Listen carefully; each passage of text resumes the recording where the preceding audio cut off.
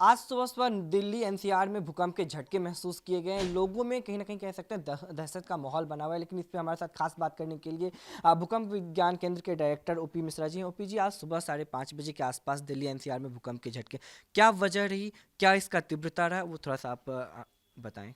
देखिए, आज जो सुबह में जो 5:36 55 में सुबह में जो अर्थक्वेक हुआ, उसका जो है ज़मीन के नीचे जो है 5 किलोमीटर की गहराई पे हुआ है। और ये इसको सैलो अर्थक्वेक बोलते हैं। और इसका जो है इंटेंसिटी जो था, तीव्रता जो था, वो जो है मरकरी MMI स्केल बोलते हैं। वो जो है मॉडिफाइड मरकरी इंटेंसिटी स्केल, वो 4 था। और धीरे धीरे डाई आउट हुआ जाकर, और इसकी जहाँ जहाँ इसका सेकिंग जो है, जहाँ तो एलुवियल के और सॉइल के चलते जहाँ जहाँ गया लोगों ने फील किया। लेकिन इसकी जो मैग्नीट्यूड था, जो व्यापकता था, जो एनर्जी कंटेंट था, वो 4 के बराबर था। और ये अर्थक्वेक वहीं हुआ है जहाँ पर 1993 या उससे पहले भी हमने रिकॉर्ड देखा है कि ये करीब करीब विगत 12 वर्षों में, 30 वर्षों में, और ये अर्थक्वेक छोटा छोटा होता रहा है। और ये अर्थक्वेक कोई नोन फॉल्ट पर नहीं है, कोई फॉल्ट पर नहीं हुआ था। ये लिनियामेंट जुक्सटापोजिशन इन सिटू मटेरियल हेटेरोजेनिटी पर हुआ है। तो ये इसका अपना ऐसा हुआ, कोई प्लेट टेक्टोनिक, कोई कोलिजनल टेक्टोनिक्स या कोई घबराने वाला उस टाइप का नहीं हुआ है।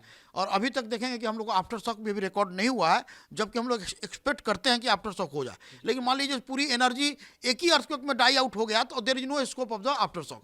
तो ये लगता है कि 24 घंटा तक हम लोग देखते हैं कि आफ्टर शॉक आ रहा है कि नहीं। यदि 24 घंटा में आफ्टर शॉक आएगा भी, तो 4 पॉइंट जो अर्थक्वेक मैग्नीट्यूड का हुआ है, उसे 1.1 और 1.2 के नीचे ही होगा। ठीक है। आपने कहा कि काफ़ी सालों के बाद हुआ है, क्या कारण रहा होगा? क्योंकि आपने कहा 10-12 साल के बाद लगभग लगभग देखा गया इस तरह के भूकंप को। इस बार कारण क्या रहा होगा? कारण क्या है, तो पहले भी होता रहा है। ये 4.6 जो 2007 नवंबर में अर्थक्वेक हुआ था, वो 10 किलोमीटर का था। तो उसकी शेकिंग जो है कम हुई होगी, कम हुई है। और इसका जो है कारण ये है कि वही कारण है कि ये लिनियामेंट्स हैं। हम कहते हैं कि लेजर फोली ऑफ लिनियामेंट्स, बहुत से लिनियामेंट्स हैं जो वीक जोन जिसको बोला जाता है, जो जो टूटते हैं और वो जो है वहाँ पर स्ट्रेस जनरेट करते हैं। तो इसका कारण जो है वो उस एरिया का अपना, माने जो इंसिटू मटेरियल का जो हेट्रोजिनिटी है, उसके कारण डिफरेंशियल स्ट्रेन पैदा हुआ है। और ये कोई प्लेट टेक्टोनिक्स और इससे नहीं हुआ है। और इसमें दहशत की कोई ज़रूरत नहीं है, क्योंकि पहले भी ये जोन जनरेट करता रहा है अर्थक्वेक छोटा बड़ा। हाँ, और 4.6 मैक्सिमम अर्थक्वेक जनरेट किया उस एरिया में, तो 4 उससे काफ़ी कम है। इसका यही थोड़ा सा लोगों में यह है कि थोड़ा शेकिंग ज़्यादा था, क्योंकि सैलो डेप्थ था, 5 किलोमीटर था। और उसके साथ सेस्मिक एनर्जी सरफेस पर आके एयर के साथ मिलकर थोड़ा रिवर्बरेशन कर दिया, थोड़ा जो है सबट्रपियन साउंड हो गया, तो लोग थोड़ा घबराए। लेकिन इसमें यही होता है कि अर्थक्वेक हुआ तो उसका एहतियात बढ़ता जाए कि अब क्या होता है, इसके आगे वाले में कोई आफ्टर शॉक आ रहा है कि नहीं। आफ्टर शॉक तभी आता है जब थोड़ा एनर्जी जो है उसमें रहता है रिलीज करने के लिए। लेकिन यदि नहीं आता तो समझिए कि सारा उस जोन का एनर्जी ड्रेन आउट हो गया 4 मैग्नीट्यूड पर ही। दिल्ली एनसीआर में झटके लगने के बाद लगभग 2 से ढाई घंटे के बाद बिहार में भी भूकंप के झटके महसूस किए गए। देखिए, बिहार का जो टेक्टोनिक सेटिंग है, इससे कोई उसका लेना देना नहीं है। बिहार में जो अर्थक्वेक सिवान में हुआ आज 8:02 पर मॉर्निंग में, 4 मैग्नीट्यूड का अर्थक्वेक, वो भी एक अपना इंसिटू मटेरियल 2 लिनियामेंट के इंटरसेक्शन पॉइंट पर हुआ है।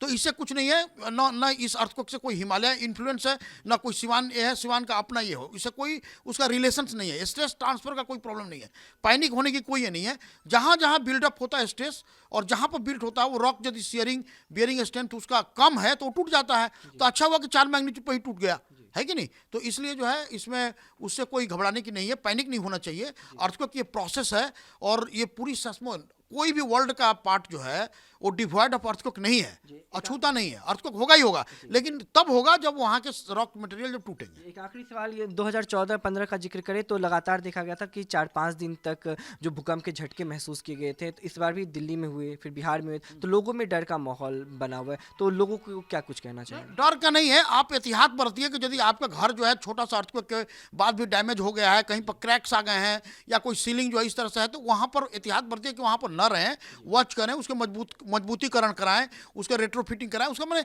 उसका सारे प्रिकॉशंस लें। लेकिन घबराने से नहीं होगा। अर्थक्वेक होना ही इसको रोक नहीं सकते, लेकिन छोटा छोटा अर्थक्वेक होना स्ट्रेस रिलीज का और स्ट्रेस लीकेज का अच्छा सिग्नल माना जाता है। तो आपको दहशत में नहीं आना है, बल्कि आप थोड़ा केयर रहिए, केयरफुल रहिए, लेकिन दहशत नहीं रहिए। केयरफुल तभी होंगे जो दहशत नहीं होगा। और ये प्रोसेस जानते हैं कि साइंटिफिक प्रोसेस है, कहाँ कहाँ अर्थक्वेक होगा। हम आपको बताते हैं कि ये सब जो है सब जो है स्ट्रेस रिलीज और स्ट्रेस एक्युमुलेशन का प्रॉब्लम है। जहाँ एक्युमुलेशन है वहाँ रिलीज होगा ही होगा। ये सब नेचुरल प्रोसेसेस हैं, ठीक है ना। तो इसमें कोई ये करने का नहीं है। थैंक ये यू। हमारे से बात करने के लिए ओपी मिश्रा जी थे। इनका साफ तौर पे कहना है कि दहशत नहीं करना है, लोगों को एहतियात बरतना है। यदि कहीं पे क्रैक आ गए तो उसको सही ढंग से रहे और अपने आप को सुरक्षित रखें और डरने की कोई बात नहीं है। कैमरामैन सचिन के साथ मैं दीपक झा, दिल्ली, भारत समाचार।